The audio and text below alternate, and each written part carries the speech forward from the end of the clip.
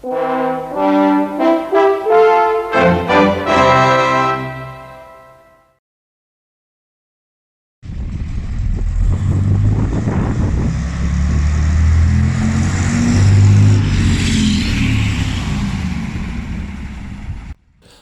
a doubt, it was the most successful rear-engined single-decker bus of the 1960s, and it was the bus that was killed off by the Leland National. Join me on a return journey into the history of the Bristol RE.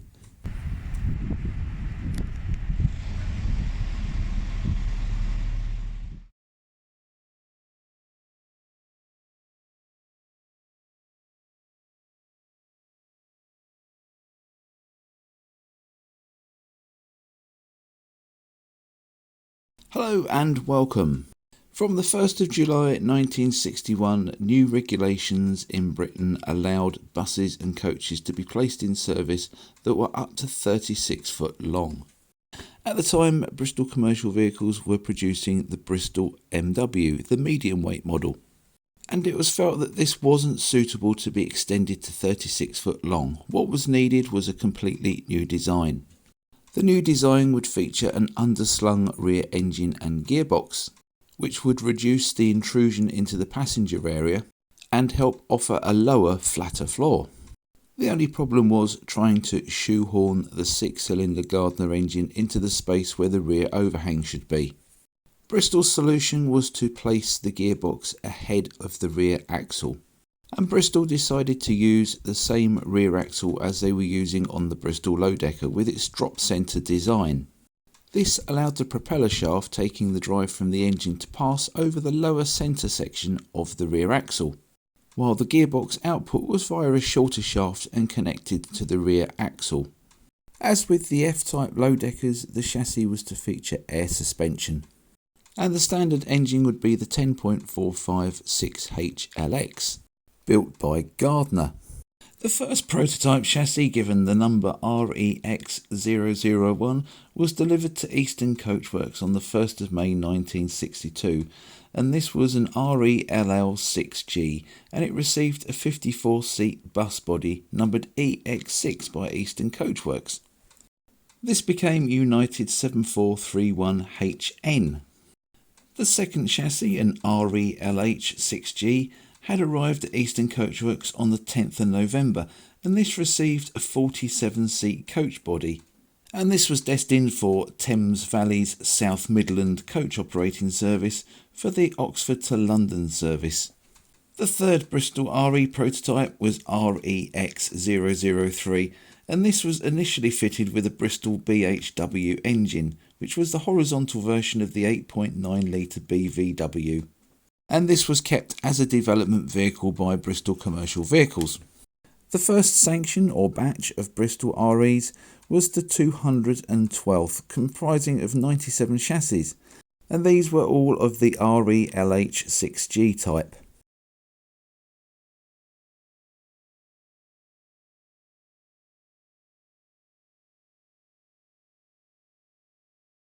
Production of the Bristol RE commenced with chassis number 212001, which was the first of 6 for Bristol Omnibus Greyhound operations, and this was delivered in October 1963 and entered service the following month.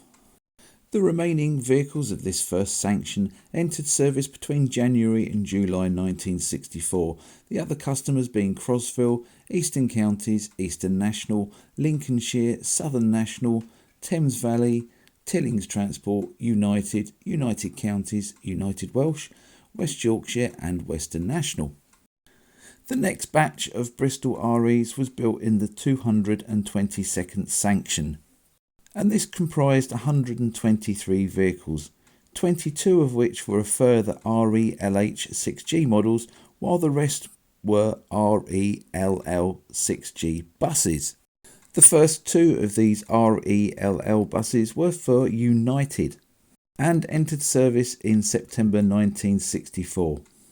The rest of the 222nd sanction was delivered up until October 1965, with Lincolnshire, Red and White, Thames Valley, United, United Welsh, West Yorkshire, been recipients of these buses. The United Welsh ones being alone in featuring a 6HLW Gardner engine, rather than the more usual 6HLX.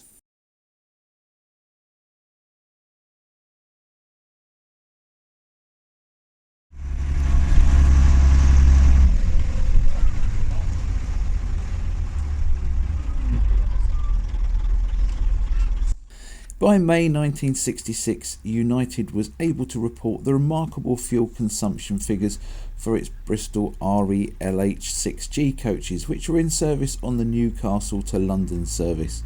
They were giving an absolutely amazing figure of 15.39 miles to the gallon. And these figures were being noticed by non-tilling companies. And now, as I've mentioned before, in July 1965, Leland acquired a 25% shareholding in Bristol Commercial Vehicles and Eastern Coachworks, which now meant that both of these concerns were free to trade on the open market and weren't just restricted to selling to the Tilling Group.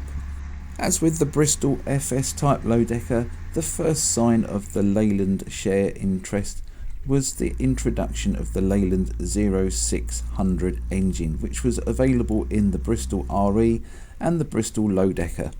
From February 1966, there were changes announced to the Bristol RE lineup. The original RE designation stood for rear engine, while the L stood for long wheelbase, and this was followed by an L for low frame or a H for high frame. So coaches tended to be RE-LH models, which was rear-engined, long wheelbase, high frame, and buses tended to be RE-LL models, which was rear-engined, long wheelbase, low frame. But from this point there was the introduction of the RE-SH and the RE-SL, rear-engined, short wheelbase, high frame, and the rear-engined, short wheelbase, low frame types. A new Series 2 version of the Bristol RE was to enter production as well, with the operating experience of those early buses going into this slight redesign. One of the main differences between the RE Series 1 and Series 2 was the Series 2 would be having an 18-foot 6 wheelbase in place of the 19-foot wheelbase of the Series 1. This made the front overhang slightly longer and made it possible to have wider entrance doors at the front of the bus. On the earlier buses, the 5-speed Bristol Synchromesh gearbox had been regarded as standard, but an important new option was now the semi-automatic transmission using a fluid coupling and air pressure operated self-changing gears epicyclic gearbox. Self-changing gears being a subsidiary of Leland, so this was perhaps another sign of the times. Another change was to simplify the specification of the chassis and then hence its price, which was a sure sign that Bristol was now aiming for the open market. And one of these simplifications was the adoption of leaf springs rather than air suspension. And these efforts to get back into the open market soon began to pay off, with Sunderland Corporation and Coventry Corporation ordering Bristol REs. The Eastern Coachworks bodywork, which was also associated with the Bristol RE, went through several changes at this time, with the curved windscreens being replaced by a shallow flat windscreen, which was then replaced by a deeper flat windscreen to eventually be replaced by the BET style windscreens in the early 1970s. However, with Bristol back on the open market, the RE was now free to be bodied by other coach builders. And this included the likes of Plaxton, Dupal, Marshall, Northern Counties, Alexander, as well as a few others. In fact, it could be sometimes hard to tell that you was actually looking at a Bristol RE instead of a Leland Leopard or an AEC Swift. The Bristol RE was also still having a lot of success as a coach, not just within the Tilling Group and later the National Bus Company, but also with private and independent operators buying them too. As mentioned in one of my previous videos, Eastern Coachworks facelifted their coach bodywork in the early 1970s and brought out this rather attractive design. But the Bristol RE could also be seen with Plaxton and Dupal Coachworks on it as well. The RE was equally at home on stage carriage work as it was on express motorway work. A lot of the coaches built for the National Bus Company during this time were what was called to the grant specification, and they could be used either as coaches or buses and were known as dual-purpose bodywork. The grant name coming from the bus grant that was subsidising the cost of new buses and coaches at the time. The most striking coaches built on Bristol RE chassis though must have been these built for the Scottish Bus Group. This introduced yet another type to the Bristol RE family. This was the REMH, rear-engined motorway high floor coach, and was built to a length of 12 metres. They had Alexander M-type bodywork and were designed for the express services to London from Edinburgh and Glasgow, which were run by Scottish Omnibuses and Western SMT. They accommodated 42 passengers in reclining seats. They had a toilet compartment at the rear and featured double glazed windows.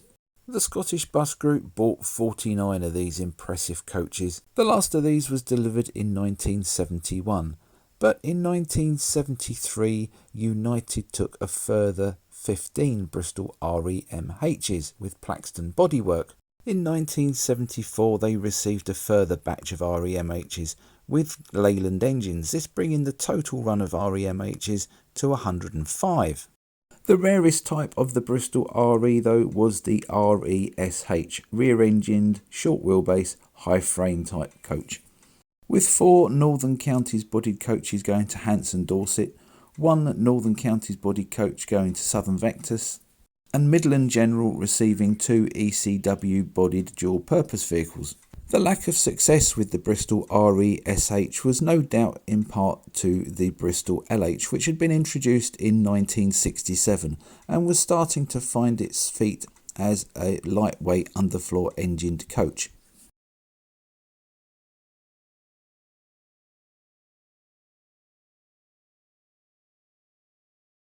By the early 1970s, the Bristol RE not only had a strong following within the National Bus Company, but also with many other operators as well, such as Hartlepool Transport.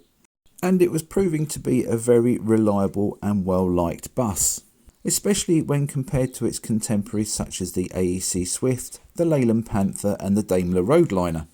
However, there was a large Leland National shaped blot on the Bristol RE's horizon, with both Leland and the National Bus Company sinking large amounts of money into the project of the Leland National. Neither of them wanted any competition that would jeopardise this project, especially something that was being built by a subsidiary Leland company like the Bristol RE. So the decision was taken to finish Bristol RE production and give the much more superior Leland National centre stage. The last Bristol RE buses were ordered by the National Bus Company in 1972, but these weren't delivered until the end of 1973, very early 1974.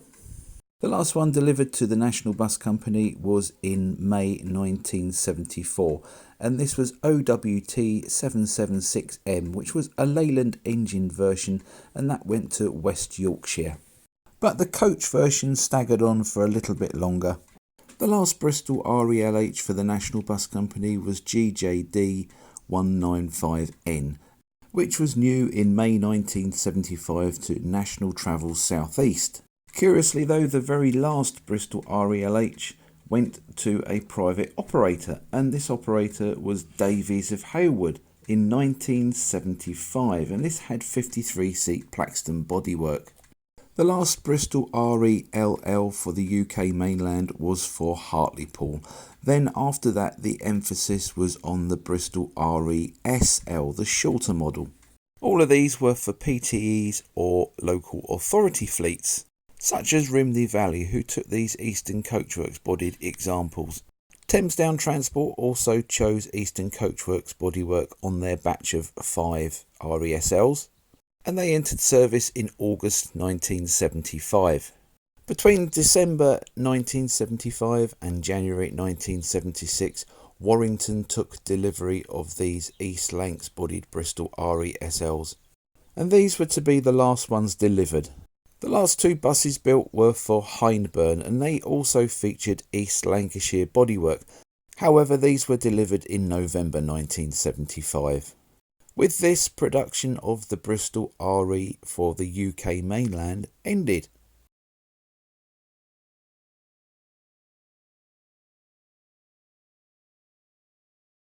Although production of the Bristol RE had ceased for UK operators, it was still available for export customers. The axle weight limit laws in New Zealand prompted Christchurch to order Bristol REs, as these were one of the few designs available that could meet the requirements. Christchurch had wanted Gardner engines in their buses, but Leland had forced them to take the Leland 510 as fitted to the Leland National. The first batch for Christchurch was built at the end of the last National Bus Company order and featured bodywork by Hawke to an Eastern Coachworks design. Later buses for Christchurch also featured Hawke bodywork, but to a more angular design than the original Eastern Coachworks influenced kit buses.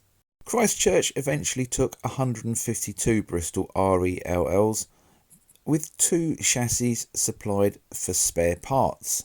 The last Bristol REs for New Zealand were built in 1981. There was one other place that the Bristol RE had a last major stand, and that was in Northern Ireland with the City Bus Ulster Bus fleet. Between 1969 and 1983 they amassed a huge fleet of these buses, totaling 340, and then on top of that they acquired many second-hand Bristol REs from the UK mainland operators. Now, apparently from what I can understand, British Leland had tried to force the Leland National onto Ulster Bus and City Bus. The story is the managing director at the time, Werner Hubeck, said that if he couldn't get the Bristol REs he wanted, he would take his business to Volvo, and this prompted Leland to include Northern Ireland in the export business. The Northern Ireland Bristol REs all featured the Alexander Belfast bodywork to a very distinctive design, and that design very similar to the one carried on the Leyland Leopard bodywork as well. And these buses were very popular and had quite long service lives as well.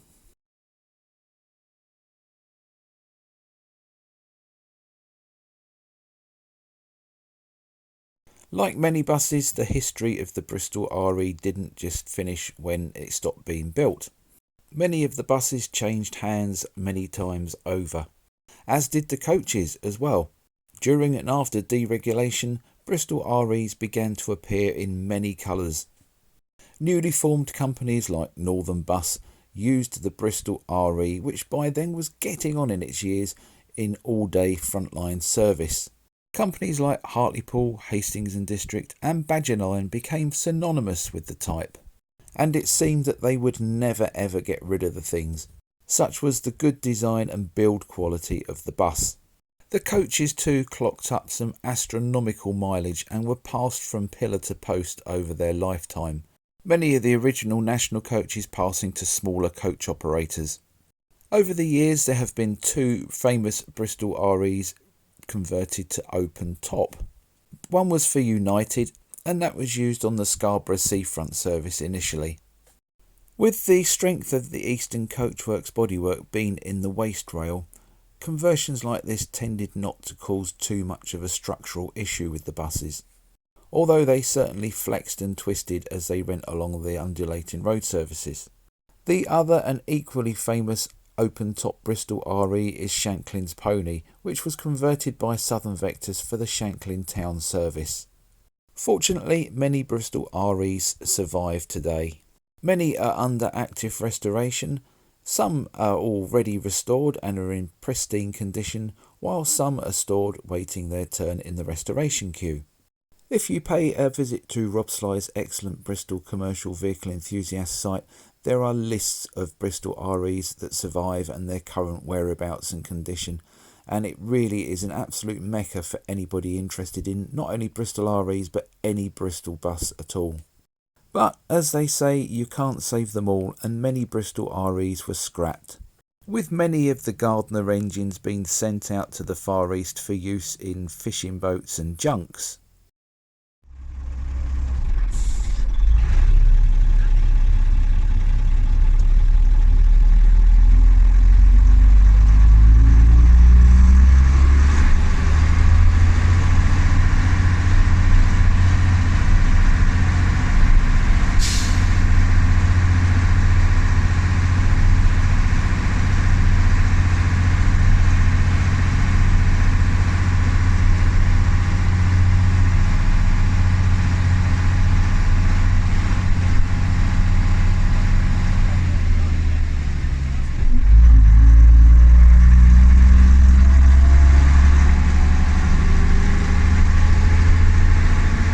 I hope you've enjoyed this underfloor engine look back at one of the true great single-decker designs of all time. My own Bristol RE memory, apart from travelling on them as a child, was driving a preserved city bus one many years ago with a Leland National following it, and we absolutely left the Leland National standing as we climbed out through Dover towards St Margaret's Bay in Kent. It was very, very fast, and it's probably about as much fun as you can have while keeping your clothes on, if I'm honest.